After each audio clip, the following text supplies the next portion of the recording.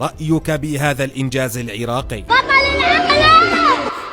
يعني ابد مو غريبه على الموصل تطلع هيك عباقره.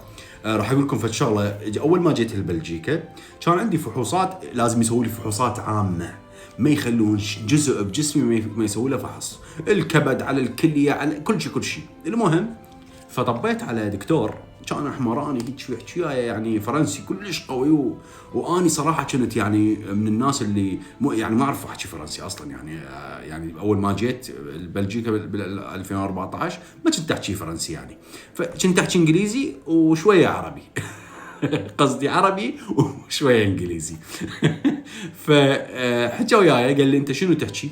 قلت له انا احكي شويه انجليزي واحكي عربي. كان يقول لي انت من وين؟ قلت له انا من العراق. كان يقول لي عراقي انت، قام بوسني هو كذا ومدري شنو. كان يقول لي انا همين عراقي ترى.